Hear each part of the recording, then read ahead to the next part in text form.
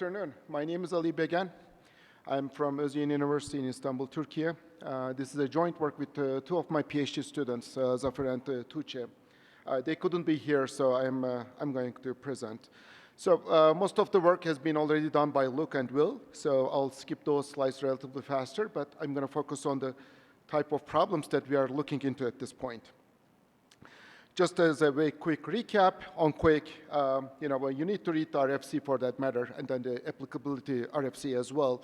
But there are tons of new features that Quick provides on top of TCP plus H2 plus TLS, like connection migration, as Luke mentioned, and then zero RTT or one RTT connection establishment, and you have customizable congestion control machinery if you like. You can support different variety of congestion control algorithms. There is a reliability and reliable version of Quick, datagrams versus streams, and there is a prioritization if you would like to support that on the sender side. And the congestion control and the flow control is decoupled from the retransmissions for loss recovery. And there are separate logical streams within the same physical connection that allows you to do a lot of great things that you wouldn't be able to do with TCP in the first place. So within a single stream, there is in-order and guaranteed delivery. But if you have multiple streams for different objects, then you can actually carry them in different orders and different priorities. You can also get partial reliability, as I said, which comes really handy for real-time media applications. And then maybe one implicit knowledge over here is since the network cannot see through the encrypted packets, the network cannot identify the streams within a quick connection. So if you need any network level quality of service support, you need to have multiple quick connections to begin with. And then obviously you go back to using multiple TCP connections kind of time. So, the history is there. People have been working on this for a long time. H2 became, right after Google, proposed a speedy protocol, around 2015, we had HTTP2 version published. And then, most of the, features in H2, actually, they were subsumed by Quick. And then IETF started working on the Quick protocol. And then that was published as the RFC 9000 a couple of years ago. And then finally, H3, which is based on Quick itself, which still uses HTTP 1.1 syntax, but semantics, and then, the Quick as the underlying transport protocol was also published recently. So as you can see, there were about like 34 different versions, working group versions of these specifications. So there was a lot of debate making these work. Now, how quickly Quick can replace the not so quick TCP, right? Maybe answering Luke's question. Well, I don't think TCP is dead, but I think Quick has a lot of great potential. So what's happening here on the left-hand side, you see TCP, like in TCP-based HTTP transport, for example. If there are two objects being carried in the TCP connection, even if there is a packet loss, the rest of the stuff is going to stop. It won't be delivered to the application because TCP always does, in order delivery to the application. But in Quick, if you have multiple streams for these two different objects, that stream missing a packet is going to be blocked, but then the rest of the streams will just keep going on. And then that will actually give you a lot of benefits when it comes to real-time media applications. So this is a very nice summary. I'm not going to go through that because of the lack of time. But there's also a really great blog post on Cloudflare as well as Ably and Fastly, Akamai. You should definitely look into these blogs. They really tell you about the difference between HTTP 1, H2, H3, and then how Quick has a role in all this. Now, the important part that I want to talk about today is, Will mentioned this too, and then Luke mentioned this too, and then as both of them said, we couldn't really coordinate our slides, but I think I will give a different spin on this. So for timely delivery, Quick actually may perform much better than TCP, especially if it is a congested environment. I mean, if there's no packet loss, if there's no congestion in the network, whatever you do, unless you are really stupid, doing something stupid, you are going to do just fine. But in congested environments, Quick really has an advantage. But the thing is, to take the advantage of those features, you really need to have an application that will understand those features. Otherwise, it's not going to really work. So we have done a lot of testing in the past. I mean, media over Quick is a thing of like 2022, but people have been playing with this idea for a long time. In 2018, for example, we published an award-winning paper where we were testing, media delivery over TCP using Dash or HLS. And then what we have seen that, all the existing Dash HLS approaches, let's say ABR schemes, they are really highly tuned for HTTP1 and HTTP2. Why? Because they assume that you make a request, you get the response, you make another request, you get the response. There is not really like any reordering, there is no dropping some some of the segments, there is no partial segment recovery, that sort of thing, right? And if you try to use the same methods over H3, you don't really see any significant improvements. Sometimes you might even see some deterioration in the performance. So that really tells you that unless the streaming application, your JavaScript player, for example, knows how to use those features, we are not going to really get much benefit out of H3 or Quick, per se. So if you want to look, for some references, these are 3 papers that you can refer to, and then you can look at the reference sections that you can read more about these as well. So just to be clear, for the last few years, I've been presenting about low latency, live streaming, Dash, and all that. So that's pretty much in the middle area. But today, our focus is towards the light, where people call it ultra low latency. I really don't like the term. And then near real-time latency. So we are really around 1 second or less kind of latency range.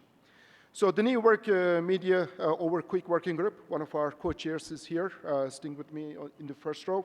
So it's really about how we can use Quick for one-to-one, one-to-many, many-to-one type of media applications with enough scalability and with enough, latency, low latency features.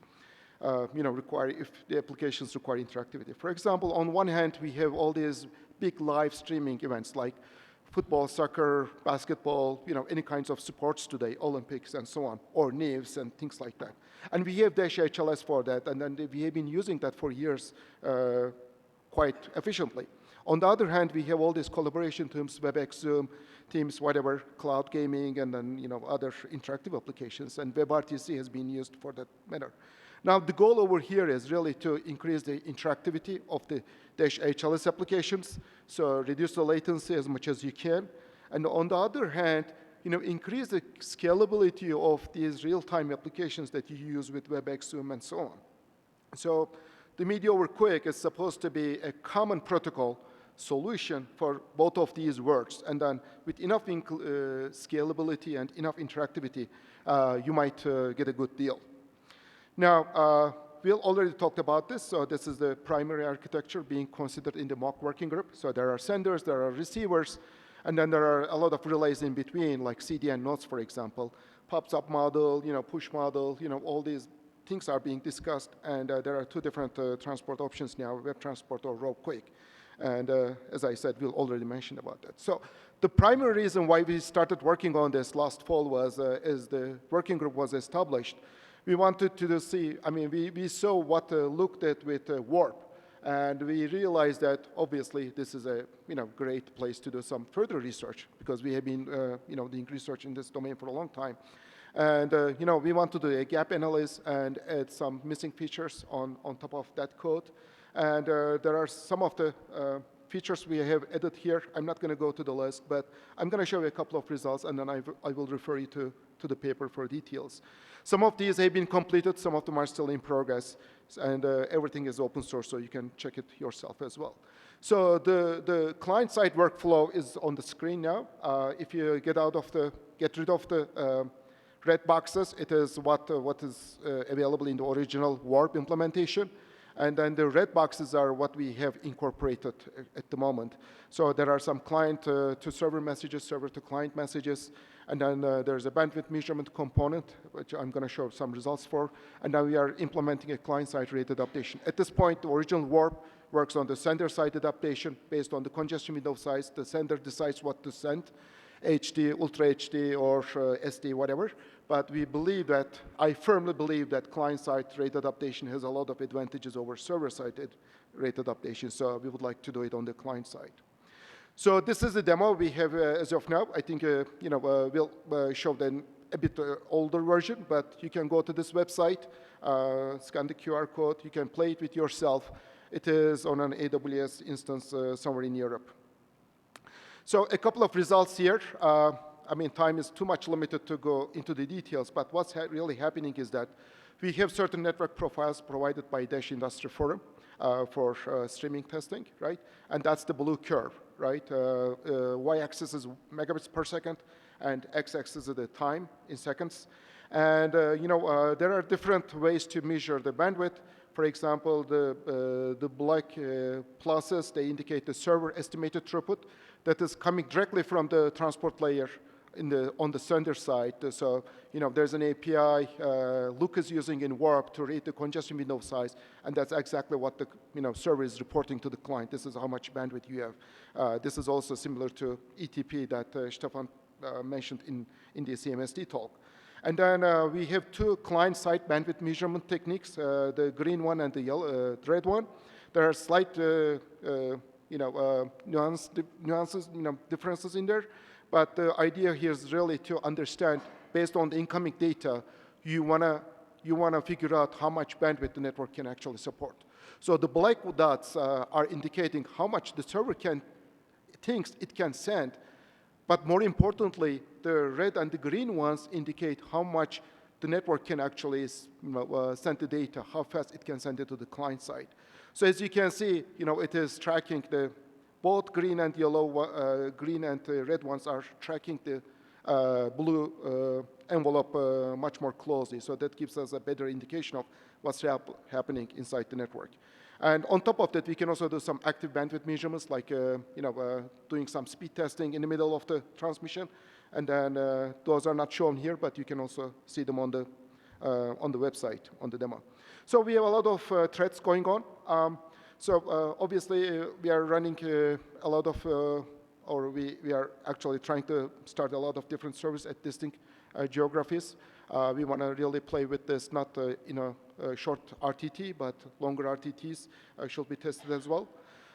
We want to replace the Quick Go with Quiche, which Luke just did it last week or so, but it's still in testing. So hopefully we will test to that as well, because we would like to see the BBR support. Web codecs is another thing we'll also mention. And then we want to play with different prioritization schemes. There are a lot of ideas floating in the media over quick mailing list right now. This is how we should prioritize. This is how you should prioritize, or you shouldn't prioritize this way, sort of. But we really need some data to support any of these claims. So we would like to do some tests about that. And then since we are going to do a lot of testing, we would like to collect the data somewhere in the cloud for easier testing and processing. And then, yes, there are different implementations coming out from Cisco, Meta, and maybe others will join soon. And we would like to do some sort of comparative analysis against Warp. So, let's see. Obviously, this media over quick idea, the working group has been just established just last year. But as I said, the idea has been floating around for a long time. There have been always some WebRTC people, and then there were always some Dash HLS people. And now maybe they're trying really to talk to each other and then come up with a single solution. Now, I hope this is not going to turn out like this. So, this is going to, it's not going to take like, I don't know how many years, but I hope it's not going to be the case. So we really want to have something implementable, deployable in the next few years. At least with all these initial implementations, we really want to see some deployment, maybe some big service providers, content providers, and maybe in some browsers, yes, web transport support is just coming to the browsers and things like that, but hopefully, this will accelerate the things. So, well, there is always hope, so that's what I'm really hoping for. And then a personal advertisement. I really need some extra grad students. This is really too much work for 2 students. So if you are interested, please, or if you know someone, well, probably you won't be interested at this age, but if you know someone who might be interested, then just let me know. And then we really have some great projects and problems that we are working on. So yes, it's going to be really a quick PhD. I'll promise that. So that's it. My slides are already on the website. You can go to my website to download them. And then my other previous talks are also on the website. And then these are our email addresses. And then I would like to acknowledge Luke for his discussion and help with the code, and AWS for the EC2 instances. Thank you. Thank you.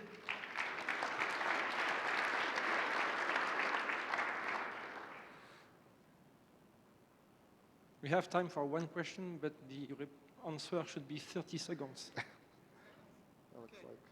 Thanks for the heads up, 30 seconds at that. Okay. It's a question for Ali, Will, and Luke, right? Like, all three together. I'm all in for, low latency. I'm one of the chairs for the live streaming working group at SVTA. And one of the projects that I'm driving is the low latency work, right? And I work for Sky too as well. And for me, it's when you get, so think about sports, right? When you get like notifications on your phone, like that's a goal and you're still trying to catch up with, the actual fun on video stuff. So I'm key on that. This whole session has been on quick, right? And I'm thinking about what we're trying to do within SVTA, within as a service provider too as well, with low latency HLS, with low latency Dash.